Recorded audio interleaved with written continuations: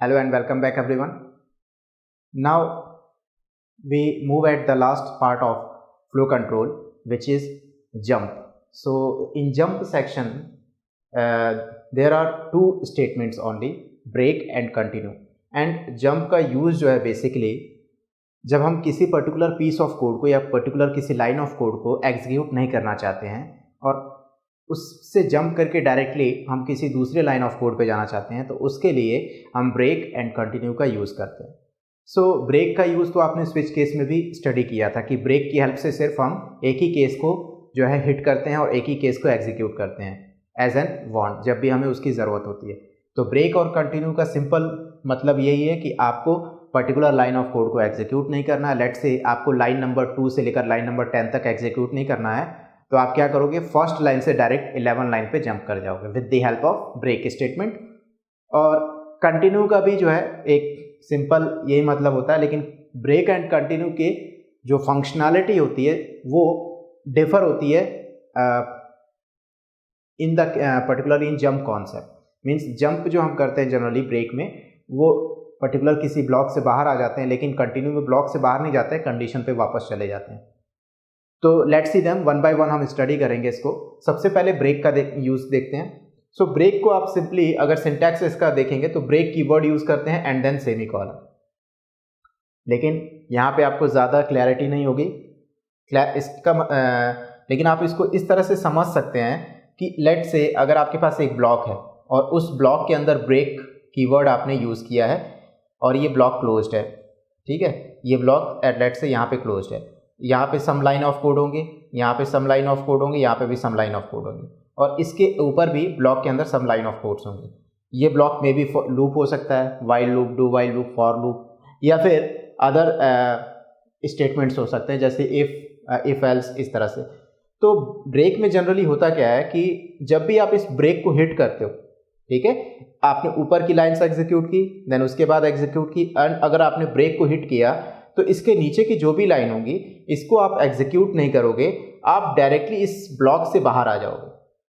समझ में आ रहा है? तो इसके नीचे की लाइन आपने एग्जीक्यूट नहीं करोगे, आप डायरेक्टली बाहर आ जाओगे। ये ब्रेक का सबसे बड़ा फैक्टर है, सबसे बड़ा इंपॉर्टेंस है। Now let's see the flow diagram also. So start करेंगे हम। लेट्स से आपके पास कोई कंडीशनल कोड आई। कंडीशनल कोड का मतलब है यहाँ पे ये है कि जो भी कोड ब्लॉक, जो भी स्टेटमेंट्स जो कि ब्रेक से अबव राइट किए गए हैं वो कोड ब्लॉक आएंगे, उस कोड ब्लॉक को आप एग्जीक्यूट करोगे and at some point of time आपने लेट्स से कंडीशन चेक की, अगर कंडीशन प्रेजेंट है, अगर वो कंडीशन ट्रू होती है तो आप फिर से कोड ब्लॉक को रन करोगे और ये साइकिल चलता रहेगा।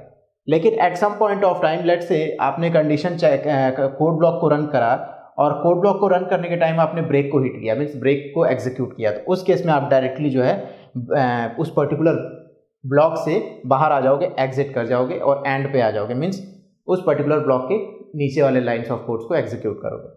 सिमिलरली यहाँ पे कंडीशन अगर फॉल्स होती है तो वैसे भी हम जो है एग्जिट कर जाएंगे। So this is how the particular break statement is used in Java program. Now let's see a simple program related to break statement. Let's see a very simple program of break statement जहाँ पे मैंने break statement का use किया है। So first line as always मैंने यहाँ पे usage of break statement comment में शो किया है, ठीक है, जिससे हमें ये पता चलेगा इस प्रोग्राम में हम break statement का कॉन्सेप्ट जो है डेमोन्स्ट्रेट कर रहे हैं। Now then क्लास क्रिएट किया है और क्लास नेम है मैंने यहाँ पे क्रिएट किया break statement. So it is a long name, so don't worry, class name आप जो है लॉन्ग भी क्रिएट कर सकते हैं, कोई इश्यू नहीं है। इसमें बी जो है कैपिटल है, एस एन जो है कैपिटल है, और ये क्लास की बॉडी है। आई थिंक आपको विजिबल नहीं होगा लास्ट वाला करली braces, but this is the last करली ब्रेसेस। यहाँ अगर आप नीचे देखेंगे तो टोटल 4 क्लोज्ड करली ब्रेसेस हैं, ठीक है। तो ये क्लास की बॉडी है एंड देन क्लास की बॉडी के अंदर मेन मेथड है, ठीक है।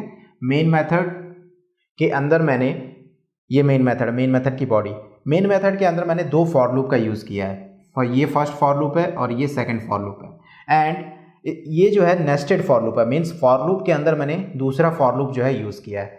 सो जैसे हमने नेस्टेड इफ स्टेटमेंट्स पढ़े थे वैसे ही आप नेस्टेड फॉर लूप भी जो है अप्लाई कर सकते हैं जावा प्रोग्राम में।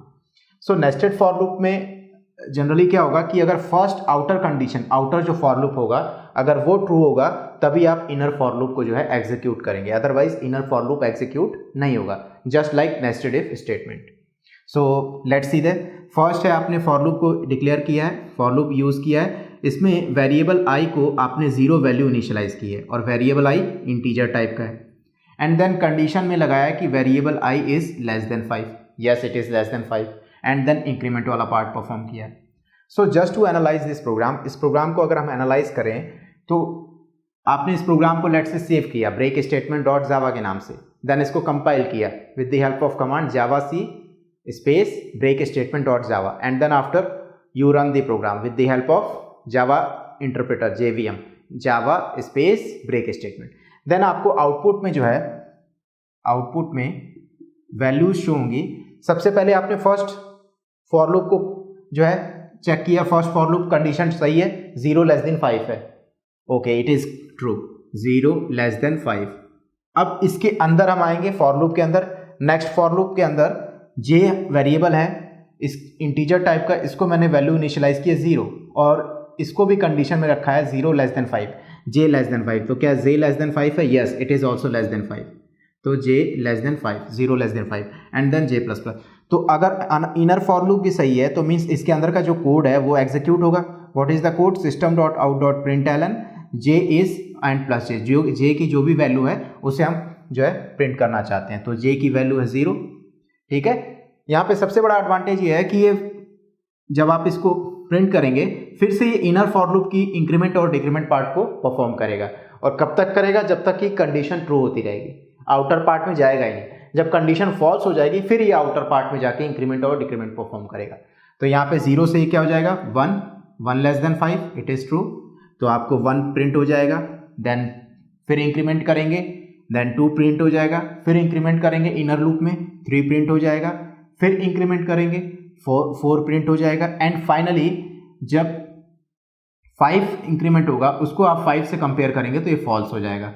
तो हम क्या करेंगे, इनर फॉर लूप से बाहर आ जाएंगे, मींस इस इनर फॉर लूप से बाहर आके डायरेक्टली बाहर आउटर फॉर लूप पे चले जाएंगे।